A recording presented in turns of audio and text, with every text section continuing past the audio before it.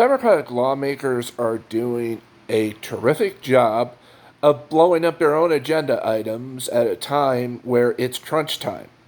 It's budget season. We are at a crucial time in history where this is the time of year where things must pass.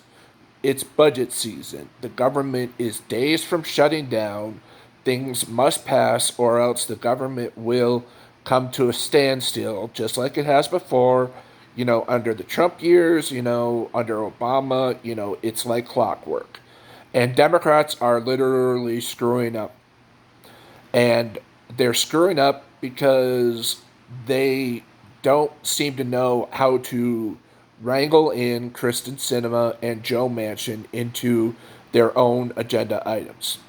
Because, first off, the reconciliation bill, all right, it has suffered some major setbacks this week. First, the parliamentarian has issued a ruling that immigration reform cannot be put into a budget bill because it has too many effects on other areas of the federal government, that it's not just solely a budget issue. And so that's the first setback. Also, Sinema has told the White House that she will not vote for the reconciliation bill on two things. First, if her bill for the tiny infrastructure bill is sunk, she will kill the larger reconciliation bill. And also, if the provisions for any type of prescription drug price control are left in the current reconciliation bill. And third, the price. So she's making high demands herself, she's got some gall being a Democrat and also demanding that prescription drug control not be in there, because that has been an essential Democratic platform.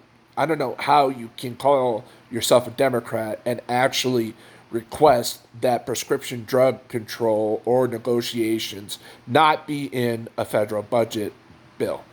So she wants that done. And also, according to Kaiser News today, she is actually doing, she is, or excuse me, I had a theory that Manchin was doing big pharma's bidding, but no, it's actually Sinema now, because Sinema is actually one of the top Democrats who is bought by big pharma. So the voters in Arizona, like me, I hope you take note that Kristen Sinema is in fact being bought off by big pharma, and she is doing big pharma's bidding by killing a major piece of policy for prescription drug control for Medicare patients and other private insurance. So you can kiss those two major components of this massive budget bill goodbye. And also, Manchin, with his scandals that have been just in the last 2 weeks, the fact that his daughter, who is, by the way, head of a major pharmaceuticals company herself, I thought it was him that was doing the pharmaceutical company's industry bidding, but no, it's Sinema, because, Manchin, his wife and his daughter were part of a major price fixing scheme for a pharmaceutical company who makes EpiPens. And so the Democrats can't seem to force Manchin and Sinema to come on to their major legislative agenda items. And also, none of the Democrats can't seem to get through their thick heads that if you don't pass anything, nobody's going to want to vote for Democrats in 2022, because they're not going to have anything to want to vote you back in on. All you need to do is pass paid family leave in some form.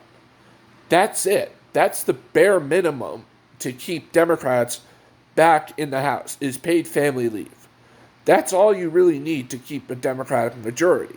And Democrats are right now very close to losing the whole ball game. But The moderates think that blowing up the reconciliation package is the right thing to do. Progressives think blowing up the smaller infrastructure bill is the right thing to do. And nobody seems to realize that if you blow up all these bills and accomplish nothing, it's the wrong thing to do. So if you like my videos, please hit the subscribe button and hit the like button if you want to see more of these videos. Comment if you want to be a part of the discussion. Thank you.